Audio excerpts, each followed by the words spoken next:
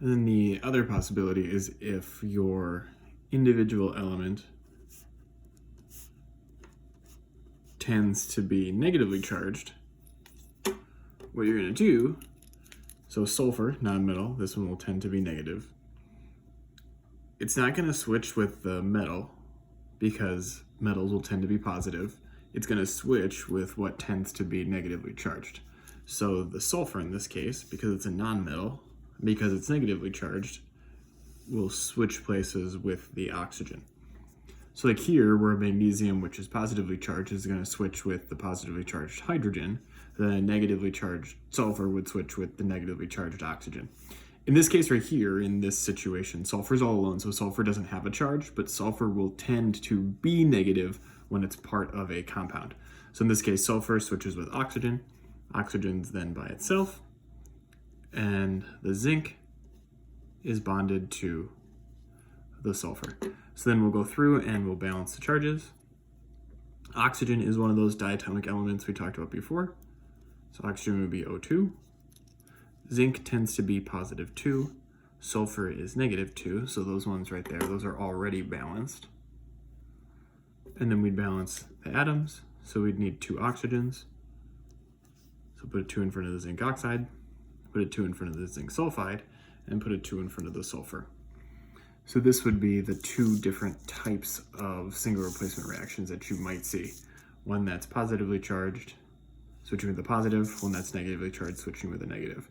One thing to make sure when you're doing these is oftentimes these single replacement reactions will look like a different type, and you might get those wrong. So in the case of the decomposition reactions, when we talk about the different types of reactions, if we ran this reaction backwards in chloride plus oxygen, this looks like a single replacement reaction, but make sure you know that these chlorates will always break into chlorides and oxygen, or the opposite, oxygen and chloride will bond together to make chlorates.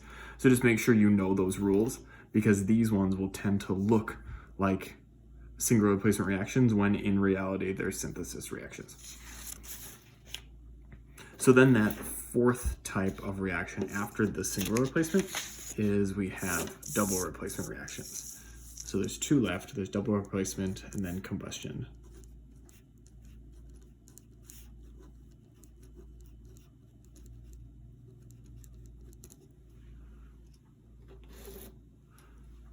So when we talk about double replacement reactions, what's going to happen in these is we're just going to say that the cations switch compounds.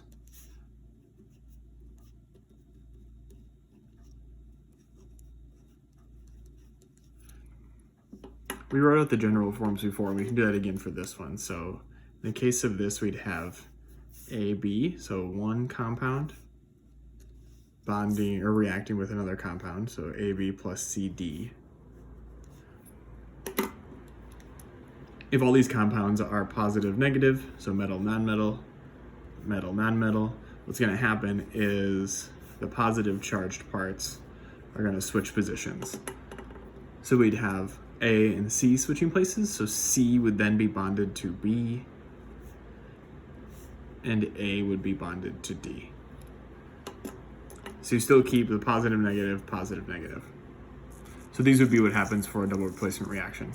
So an example of this would be, I'll use the orange again. So let's say we have iron sulfide, so FeS plus hydrochloric acid, so HCl. So we know this is going to be a double replacement reaction because we have 2 compounds that are reacting together. So iron is our metal, iron tends to be positive.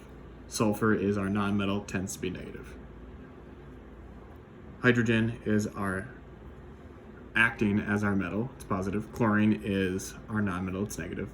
We can put the charges on these 2. So it's positive 2 for iron, negative 2 for sulfur, positive 1 for hydrogen, negative 1 for chlorine. So in this case, the sulfur and the chlorine are nonmetals. Those are going to stay there, and our iron and our hydrogen are going to switch spots. So what then is going to happen is we now have, oops, I forgot to draw the arrow. We now have hydrogen bonded to sulfur, and we have iron bonded to chlorine. We can look at the charges in this case, and then we can balance them. So hydrogen again, +1, sulfur, -2, iron, +2, chlorine, -1. And if you guys forgot where to find those charges, remember they're on your periodic table on the back side, on the black and white side. So we need to balance out the charges for this compound, so +1, -2. We need a 2 for the hydrogen. +2, -1, we need 2 for the chlorine. So we need to balance out the atoms, 2 hydrogens, 1 hydrogen, so we'll put a 2 right here, which also gives us 2 chlorines, which is good because we need 2 chlorines right there. So this is a double replacement reaction. These ones are pretty simple. They're going to be the most complex ones. You're going to have the most different number of compounds in it.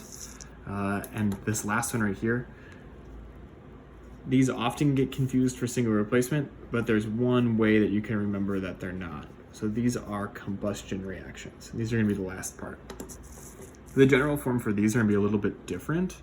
So what I'm going to write is CXHY. So this is just going to be a carbon and hydrogen bearing compound. And we know from the organic unit that these are hydrocarbons.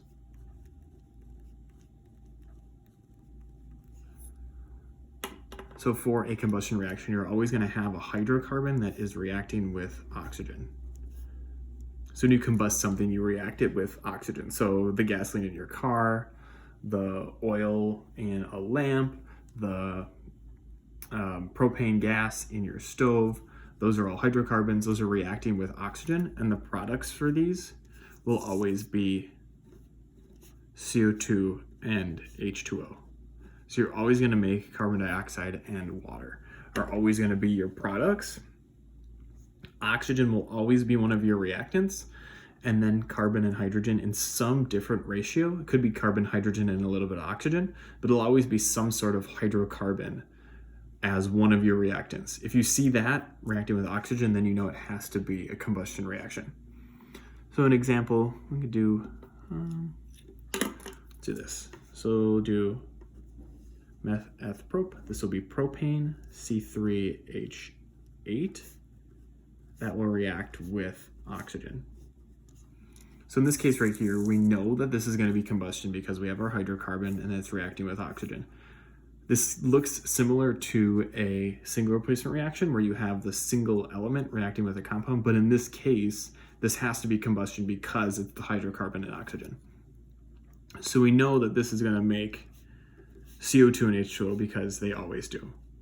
So the products are always going to be the same. You'll never change the subscript form. It's always carbon dioxide and it's always going to be water. But what changes for these is just the balancing. So just the ratios of them. So we'll put a 3 here for our carbon, balance out the hydrogens, put a 4 here, and that gives us 3 times 2 is 6, plus 4 is 10, 5 oxygens. So that's it for the different types of reactions.